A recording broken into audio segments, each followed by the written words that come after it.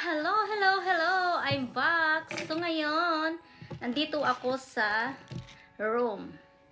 So yung binili ko guys, ay bumili ako ng chani dahil magbubunot tayo ng bulbul sa kilikili! So habang magbubunot tayo guys, ay mag-play tayo ng music. So gusto ko sanang uminom ng beer. Kaso, I'm not allowed to drinking alcohol. So, I'm gonna drink water habang tayo ay nag-uusap. Kasi, may honey bee, yung aking palalab is ayaw niya na malasing ako pag uwi niya dito sa tinitirahan naming hotel. So ngayon, syempre, kailangan kong uminom ng water and I need to drink water because I did not drink water for 2 days.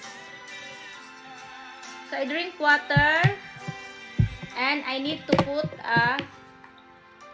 vitamins.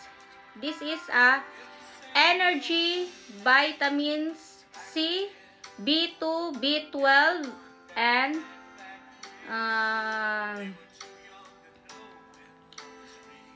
only that.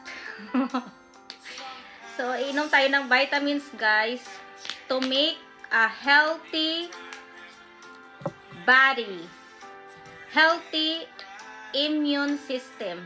Yan. Tunawin lang natin, ilagay dyan. So, kumukulo-kulo siya. And then, hintayin natin siyang matunaw, saka natin inumin.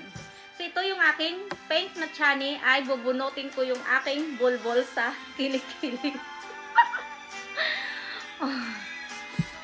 Pwede rin bunutin sa bulbul dito guys. Charot, joke.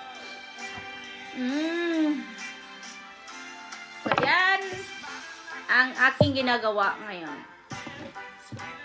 So, maganda sana guys uminom kasi pinagbabawalan tayo ng aking sweetheart.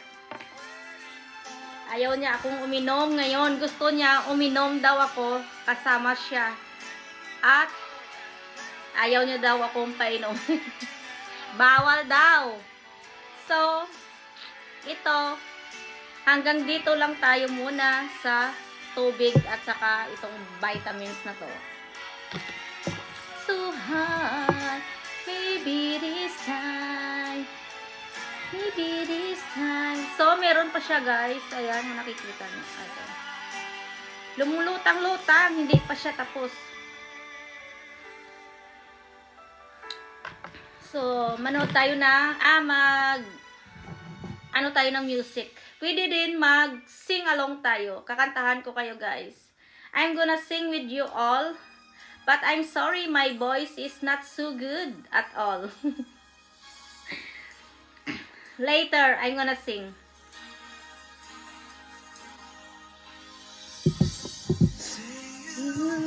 See me.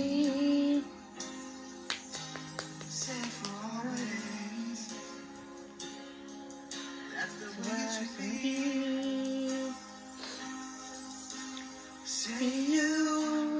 Maano na yung sing ko. So yan guys, wala na siyang hindi na siya kumukulo, kaya inumin na natin.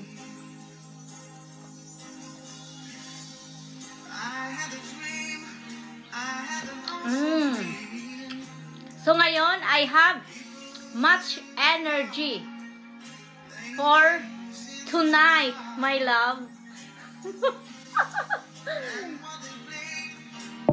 So, okay guys, because I'm gonna bunot my kilikili na, kaya magpapaalam na ako sa inyo. Dahil bubunutin ko na yung bulbul sa aking kilikili. Tingnan yung ginawa sa akin ng palalag ko guys. Nilagyan niya ako ng, yan. Kita niyo yan? Grabe yung pagro-romansa niya sa buong katawan ko. Kaya nakakapasa-pasa na ako guys. So, ayan. Have a nice day and see you later again. So, ito yung aming lugar. 3 days na kami dito ngayon, guys. Yan. Tomorrow, lilipat kami sa ibang titirahan namin na hotel. Yan.